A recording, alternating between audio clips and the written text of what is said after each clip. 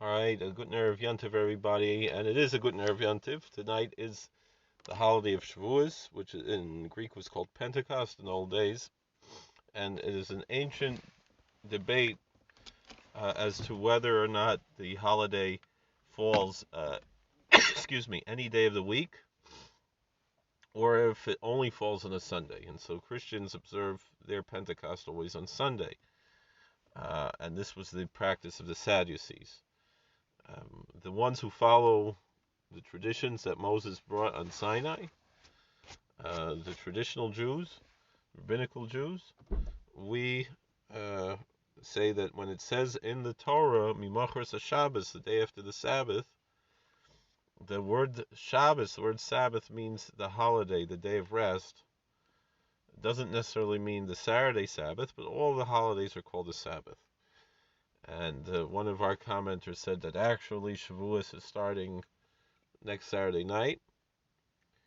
Um, but again, our tradition says that this word, Mimochros Shabbos, when you start to count the 50 days, first of all, when it says Mimochros Shabbos, then how do you say what Shabbos? It doesn't say the Shabbos after Passover. It just says HaShabbos, the Sabbath, the day of rest. It doesn't necessarily mean Saturday. Other places in the Bible, Yom Kippur is called Shabbos Shabbos. And does that mean Yom Kippur always falls on Saturday? No. So we see scripturally that the word Shabbos, Shabbat, Sabbath, doesn't always mean Saturday. It could sometimes mean another holiday.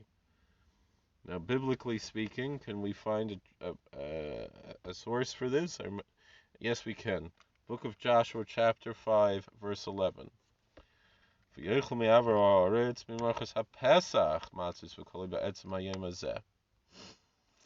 says, because one of the laws about the counting the Omer is until the Omer offering is brought, you cannot eat wheat. It's considered new and forbidden until the second day of Passover, until the Omer offering is brought. And this is the question: when do we bring the Omer offering?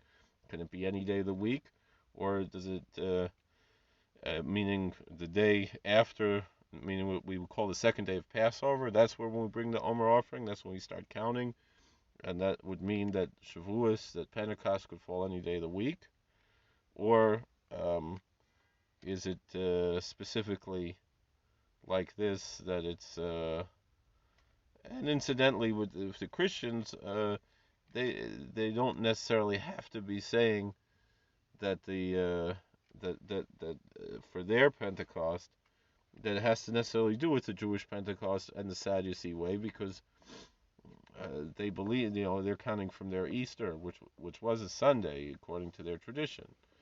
So it could be two separate issues. But in any event, biblically speaking, Book of Joshua, chapter 5, verse 11 says, and they ate from the old produce of the land on the day after the Passover. And they ate unleavened bread, matzos, and other grains on that very day. So that's where we see, biblically speaking, here it specifically says the morrow of the Passover, which shows that from a biblical standpoint, that when in Leviticus it says that you count Mimachar Shabbos, the day after the Sabbath, that biblically speaking, and so the Sadducees, they have to answer to that. The Christians don't have to answer because it's a different religion. The Sadducees, really, it's also a different religion.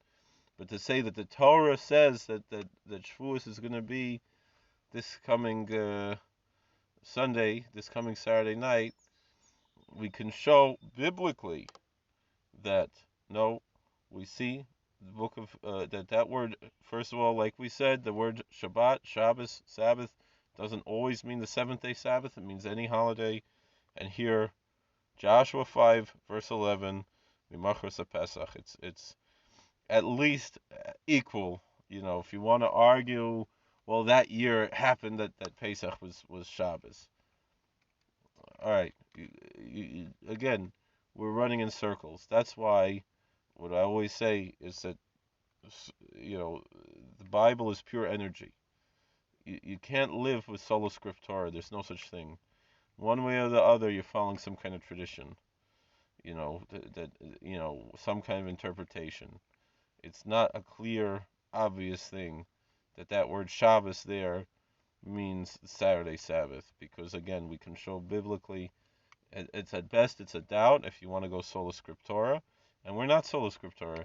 Moses received from God the meaning of these words, and that's how we know it. It's not we're not playing any games. We're not making things up on our own like the so-called sola scriptura people are doing, because they're really not sola scriptura. They're just making up their own interpretations. This is what we have. This is the tradition we have. They're not traditions of men. These are traditions that God gave to Moses on Sinai. Thank you for watching. God bless. Please like, share, and subscribe. And once again, a very good Yantiv. And if you're celebrating on Sunday, Gesundheit, hey, that's your business. You can enjoy that too. But we're doing the way that Moses received from God on Sinai. This is what I'm 100% sure. You want to follow a different religion? That's none of my business. A free country. Go follow a different religion. But the Torah is not just what's in the Bible. The Torah there's a written Torah, an oral Torah God gave. It says in the Bible. And people ask, where does the Bible say to follow oral Torah? I'll show you later where it says in Leviticus and in Deuteronomy, in the way that I showed you, that God said to Moses, the way that I showed you. It is in the Bible. And not only that, but that you have to follow the rulings of the judges. That's in Deuteronomy. So we'll talk about that later. For now, this is what we have. Thank you for watching. God bless. Please like, share, and subscribe. Have a good Yantiv. How do you turn this off? There.